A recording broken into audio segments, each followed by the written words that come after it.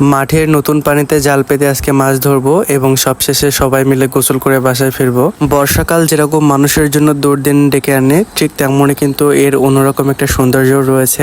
একটু আগে বাজার থেকে 2 গাছ জাল কিনে আনছি 1000 টাকা দিয়ে। এখন এটা আমি মাঠে পাততে যাব। So hello everyone, it's me Mishan. কি অবস্থা সকলে, কেমন আছেন সবাই? চলেন আপনাদের সাথে সম্পূর্ণ ভিডিওটুকু শেয়ার করি।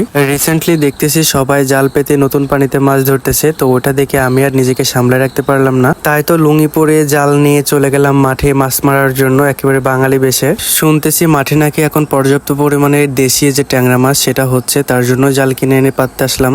মাছ কম বেশি বাঁধতে পারে সেটা বড় কথা না, বড় কথা এই যে আনন্দ করে মাঠে জাল পাততে আসছি, এটাই আমার কাছে অনেক বেশি বড়। আমি যখন বলেছিলাম জাল কিনতে যাব, আমার আম্মু বলে তুই বাপ জীবনও মাছ মারে খাওয়ানোর মতো মানুষ না, তোর কিনতে হবে না, ফাফাও টাকাগুলো নষ্ট।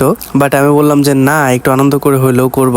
গত বছরও আমি 1000 টাকা জাল কিনছিলাম, কয়েকদিন পেতে সেই জালগুলো সম্পূর্ণ নষ্ট করে ফেলছি। এবছর আবারও কিনে আনলাম। তো তোমাদের সাথে গল্প করতে করতে আমার এক গাছ জাল অলরেডি পাতা হয়ে গেছে। তারপরে আরেকটা যেটা ছিল সেটাও আমি পাতবো। এক একটা জালের পরিমাণ ছিল 50-60 পর্যন্ত। সো আমি 2টা জাল পাততে কিন্তু বেশ ঝামেলার। এখন জাল পাততেছি অনেক আশা নিয়ে, অনেক আনন্দ নিয়ে। বাট কালকে সকালে আসলে বুঝতে পারবো যে আনন্দটুকু কতটুকু থাকে। মানে মাছ বাঁধলে তো আনন্দ পাবো, আর যদি না মাছ বাঁধে তাহলে তো একটু স্যাড মোডে চলে যাবো, তাই না? এটা তো কাঠি জাল বদলে আরো পাততে আমার একটু সুবিধা হয়েছে। যদি নর্মাল কোয়ালিটির জাল হতো তাহলে আমার পাততে আরো বেশি সময় লাগতো এবং কষ্টসাধ্য অনেক বেশি। তো সে যাই হোক, আমার মোটামুটি জালগুলো পাতা কমপ্লিট হয়ে গেছে। এখন আমরা গোসল করব।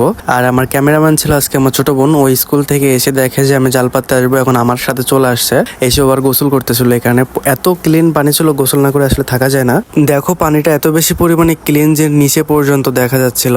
দেন আমিও নেমে পড়লাম গোসল করতে। আমি সকাল থেকে এখনো গোসল করিনি, ভিজতে ভিজতে জাল কিনতে গেছি, কিনে এসে আবার মাঠে আসলাম জাল পাততে। তো ভাবলাম বিল থেকে একেবারে গোসলটা করে যাই। তো খুব বেশি আমি গোসল করবো না, অনেক বেশি ঠান্ডা লেগে যেতে পারে। এখন এই তো জালটা পেতে গেলাম, কালকে সকাল পর্যন্ত এখন ওয়েট করতে হবে।